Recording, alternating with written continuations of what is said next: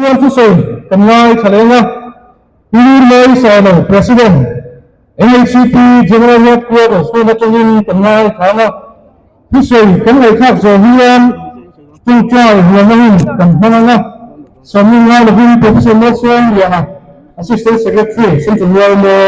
mun ka shoi turin kan som zui ni sila thanga pir mai kan som ne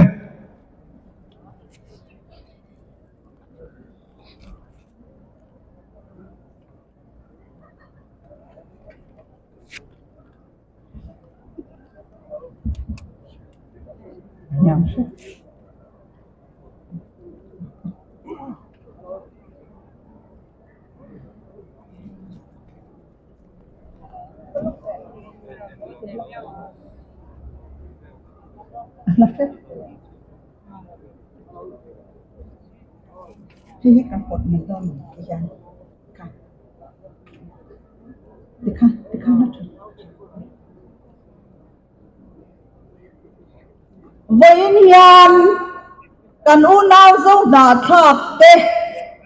ตัวปุยนั่นแหละฉบังฮาวะกงโซรันเป็นชอบซงส่งเตะ MHP General Headquarters ปีนินจีใบกบุกอาเจอูเชียงชันที่น้ำมิโซทลายวอลเตกันอูนาวเตขบังหากรอนเป็นชวบซงส่งเตอูมิโซนี่อินวัดดินวามินคาอินวัดดิมอนเตลินเอง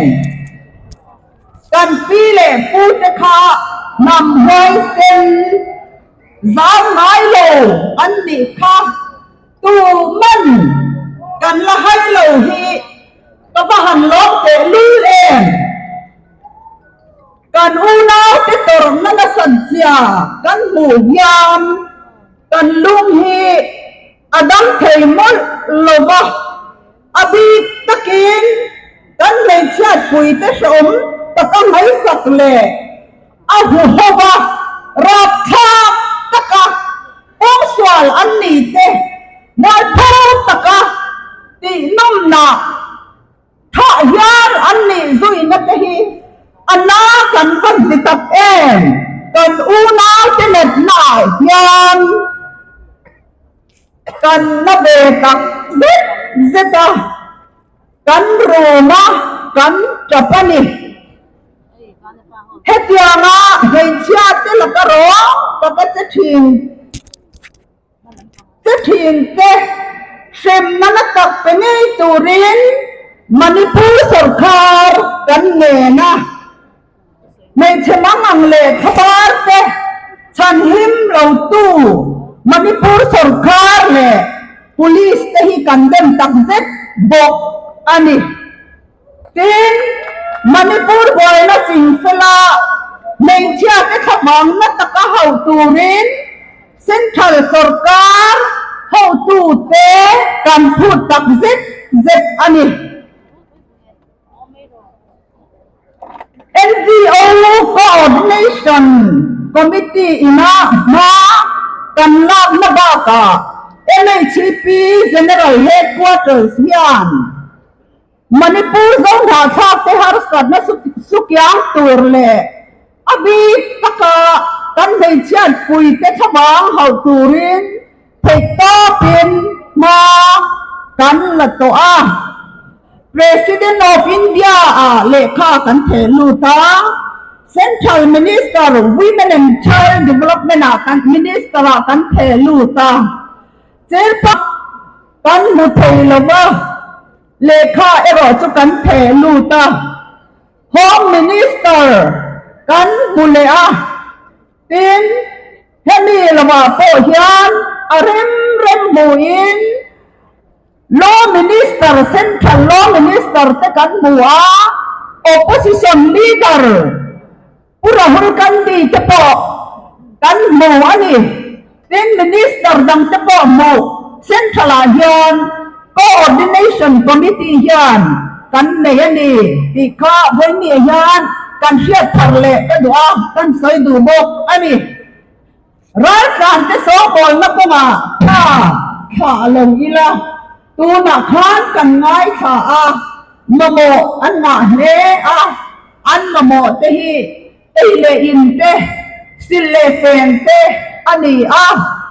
nu ho te po ko san nu ho te ang te o lang te pon kan tang na sa le a moi na yan NGO Coordination Committee hingin lom pu kan sel du boka i tang ze lang u kan chenom Manipur nei te che dan yan kan thilung atin na tak set zeta nei che chunga an che dan rowa tak mai te twal tha te biakin ti chiat te hi Indian Constitution le dan bo chiat na lian ani ti hi moi na yan kan central foi tu te le mipui India ram mipui te yan sia ila kadua ama ero chu an mi ho hi pathian po shelo tu an ni tlat mai ti ero hi chu isya ang u pathian se tu ni se ti em yan an khosadu kher lamang ti hi karin chatani kaini ero chu pathian dong ring tu kan ni chat awangin ring lo mi te anga kan che de sel ero arem pe lo ti isya ang u Manipur mi pui zong song te tan i trong trai mol malang u ti in zoram mi pui te kan cha du bok ani ka thian te khan sap trong in an piri vexia kem kan piri venge the MHP, a women-centered group whose very foundation is to stand for women,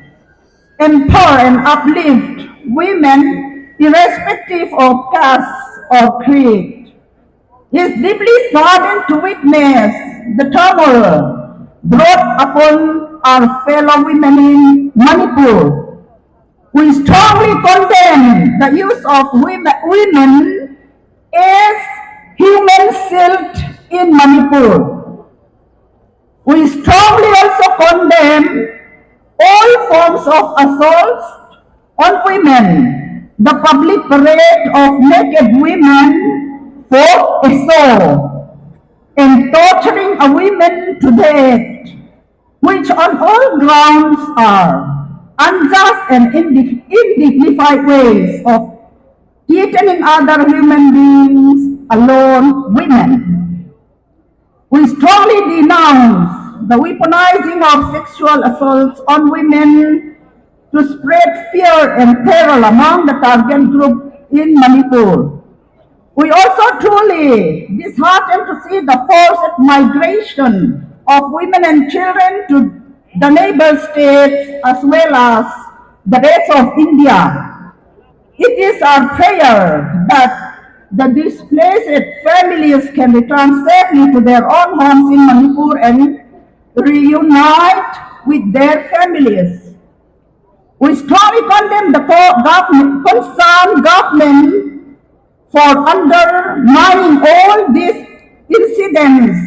by not taking any measures and instead flaming up the fire to kill our fellow citizens and burning religious places in nullifying the Constitution of India and the law of the land. Lastly, this is what I have to say, or I should say, we urge the citizens of India to stand in solidarity with the women in Manipur who, despite the threat apparent and implied, are standing firm on the ground for the sake of protecting their family,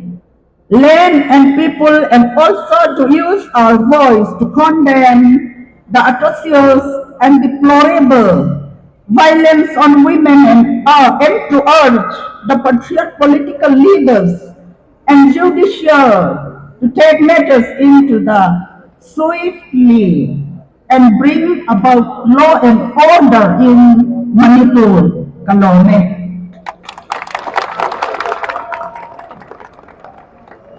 Vì câu khom kan chọn thêm in chỉ bằng tên nó một vài kan ông nói là kan ông đây là tây là vin cái tiền thường xuyên kan hành nghề đó đi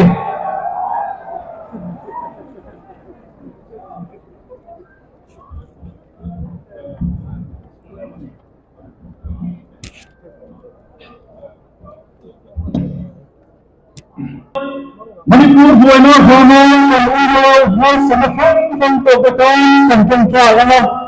India là chán lên tam cần trong trại anh em nhưng nó chán nó xuống của ta tập luyện anh em đi đồn nhà cái này tình anh đi nghe chân hồn đi tắt anh chân hồn đi tập luyện nha cần trong trại anh em Manipur state gần nó là miền nó ông thì nó turin tập luyện nha cần đi nha dan Unaute central sarkar Manipur sarkar di takarai amro naturi tapian na tangcangca yon ani ola muna mai in nama tv le media kang kalanga ran pitu tapo mami onahun ko le tangca de turi kanin som ani ura kam di mang kam tapian na le tangca lu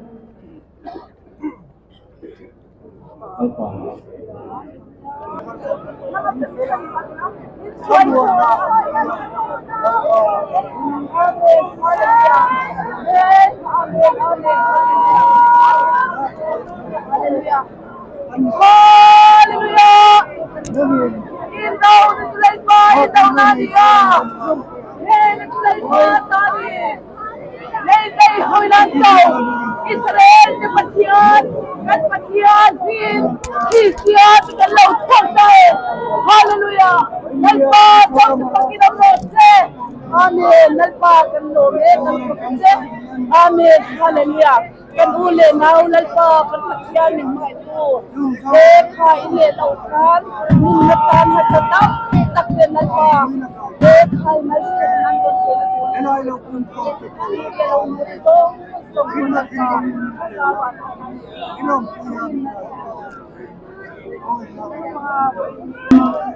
Manipur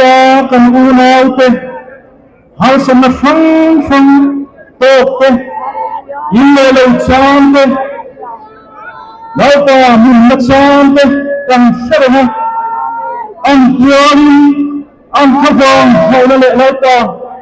antar motorku helai merayan kan kalko ani laupa kan batian ye hi inena kan bantu laupa min kai suana song sofanin long thu kan filat song laupa hen kan unau har sanapo sang tai laupa antar khamyon na kan bil kuyan mun naksan mi section andoma an kau santa an sumte ikhamyon turin bona hian kan bi ani nangma diam mahun dia inte alta suas sama hal ani tei koi kan ti ema alta bona hian mi so mi kui khabe mun song sangom tei kan hiru anga kan rum tak le ani alta ikhamyon mak kan ngaya bona hian alta kan singa lo mu ikara hian le alta le mun su kapna so sa khabe mun song sangom tei alta ngamin Ula rin pungkan na kanangin kayan siya. Laupa kan batian Manipura turahian kan Unauten amin le lente hintungin kay topin na anna andaya masa nga tangalaupa anhong anotsen na humhalturin kay topin ke anten ani sun katsulaupa namin itsak na antha bisak lang ha thalawin laupa nangin iyong pi kan dua anin lelo ang hap katsan lang an nelan siya kaya tuwing laupa na itsak na yung tuwa ng siya laupa kan patiyan ng mga ito nang ringlaw le nang saraw ten ram ang kay suway siyam ram ni puitan ang tuwarang ram suwa harsat na akan siya na nipikan siya Cucutuna yan Manipur yan kan himen ani lão ta nâng lo riêng lâu tên chúng ta hiền hậu ăn về ra chúa đâu rồi nó sắp đặt chúa ta dấu pha tên cần tuar mệt anh em lão ta Manipur kan Unaute an dik nale an chan ho an hen su an nei thira turin lão ta robe tu te lit kon pi min sakla lão ta kan pathian mangai tu ren nale nuan na on thira turin nangan ren han dua tam se lão ta kan pathian hera kan Unaute ter nahi Misal mantan nale mose maran kon na Kalau menghau yang kafang sangat, zofa cilin suat om sang sampai akhir, akhir ini pun khamate, imuna lete,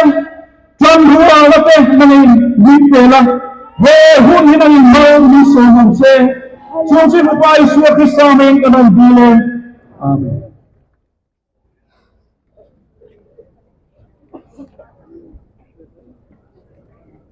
Ingul Moi Silo, President, MHCP General Headquarters Suga, Long Thu, and Share, who Professor Mosom Liana, Assistant Secretary, Central Wayne, Frontier Hall, Kaifui do Chunga, Long Thu, and Share, Gunatuan, Vena Local Company, and Resolution, Sarkara, Control, Minchia Chosaturin, who Jacob Lalapuya, Lambuya, General Secretary, Mrs. Unaute, Kawngzawh, Amin Bilhan Zanian, PC Vanor Fiati, Tenui, Hauhna Hian Zai Turin, Kawngzawh, Nisela, Thlavang.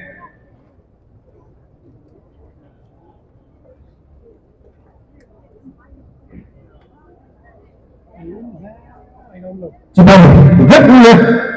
với Manipur, kami hai cái thằng hawa cũng có cái gì, resolution của nó, cái gì đó, hay cái gì, anh em, pakat na, Manipur, Romle, Myanmar, Thailand, India, सरकार चक तक ही है नरोसे, ये लिया, पहले democracy, zaman Tundin, Ali Thailand, Sarkar Laipi, Ambo Phurna, Yan Phurse, Yanwa, Phurna Chuan, Manipur Buana Bangai Lelchate, Nimachate, Niamduate, Zandavan Nate, Nirose, Yari, Apaluna Chuan, Zohaka, Nila Pahi,